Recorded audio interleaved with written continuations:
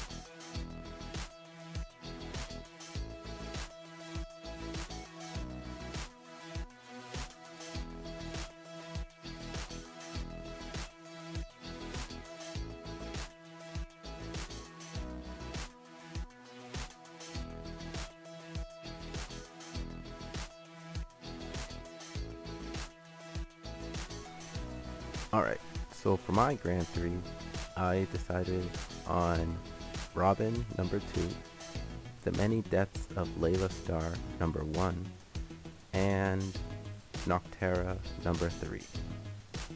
So first up, I'm going to be reading a summary for Robin number 2. Wake up!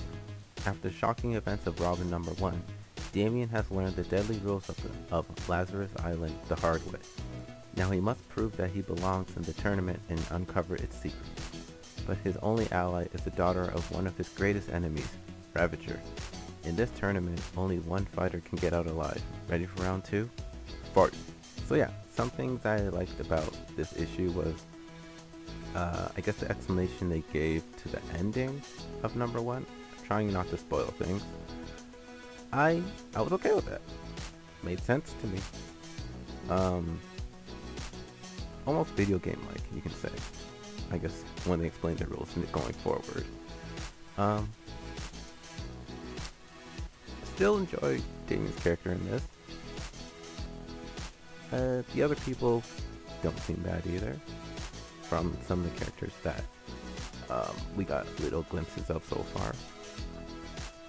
And based on the ending of this, it'll be funny to see, Damien going forward. I guess this is not spoiler. Essentially, at the end, there's Ravager, I believe was saying it, that Damien has to learn something that the Batman could never teach him, and it was how to have fun.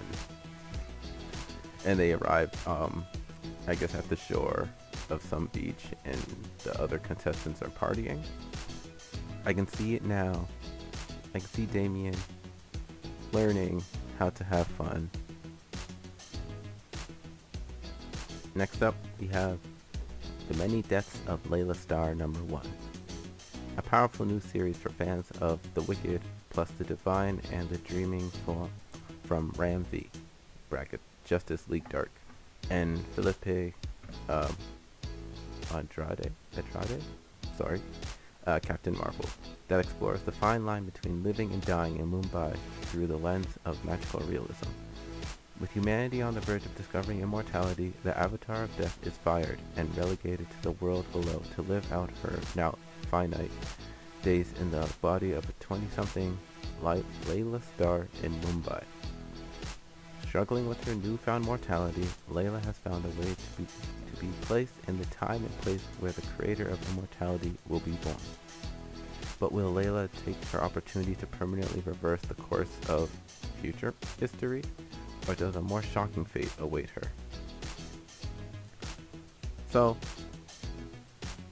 initially when I started this comic, and then it was flipping between, I guess, the real world and I don't exactly know where it was, just the other world, we'll say.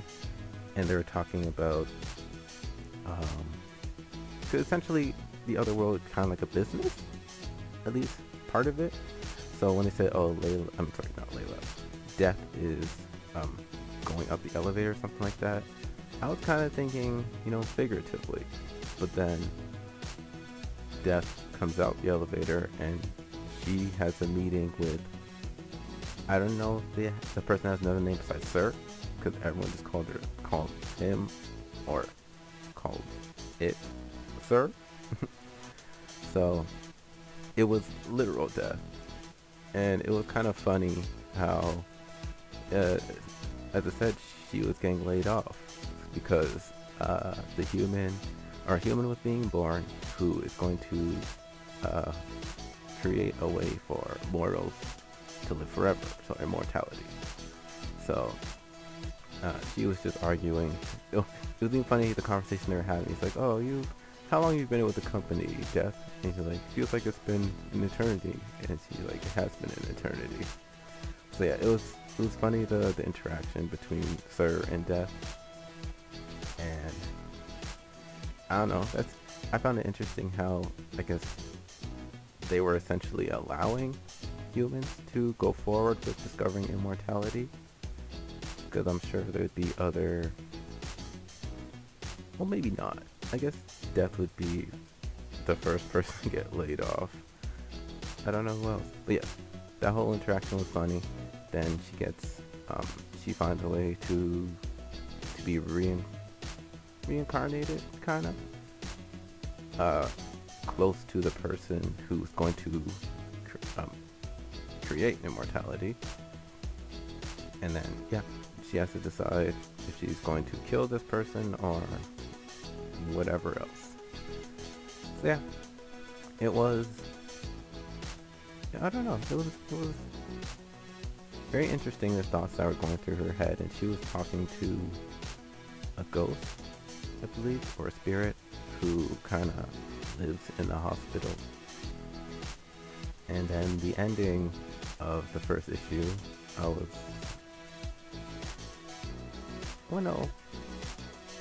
don't know, I think that was kind of weird, but it was fun. I was kind of thinking like, okay, but then yeah, it doesn't end on a cliffhanger. Like, something happens, it's pretty much resolved, but I guess going forward, it'd be interesting to see what she does. And finally, Nocturna number 3, Full Throttle Dark, Part 3. Know the signs: black gums, gnarled bones, and haunting yellow eyes. When you spot a human shade out there in the endless night, run. What I liked about Nocturna, I'll say Nocturna in general, but more focus on, okay, first let's start with Nocturna in general. What I'm enjoying about this series is, I've only read 3, but yes, the story is good. I can see this as a movie or a TV show, and I feel like a lot of people would enjoy it. I do enjoy Blacktop Bill. Honestly, I don't know exactly what his motives are, but yeah, he seems like a cool character, despite him being a villain for now. Now, more focus on issue 3. Yeah, there was a confrontation between, oh no, Lady Rig? I can't remember her name. I feel bad now. The main character and Blacktop Bill and I guess his little entourage. But even how they had the flashback with, sorry, it's the main character is her code name is Sundog, but her name is Valentina, and her brother Emery. So yeah, they show a flashback with those two, and it's about when their parents turned, talking about their symptoms, and like they're still talking to them, but it was like it was their corrupted self trying to convince the kids to let them out, and I guess in turn infect them. So sad but interesting, and it did play a part in this issue besides seeing that, because at the end of this issue, again, not going to spoil, something happens, and I was like, no, not already, or maybe not already, not at all. So again, I'd like to see what's going to happen next issue, which I do have, I just haven't read it yet. I'll probably read it and include it in next month, GG3. But yes, I am excited to read the next issue, and again, I feel like this would be a really good movie, if not TV show, if not a movie. I don't know. So yeah, once again, here's my Grand 3, and I want to thank you all for sticking around and listening / watching this episode. Don't think anything super special is happening next month, so it'll just be a regular single issue comics that I'll be reading. Thanks again for watching, and I'll see you all next month, or you'll see me next month.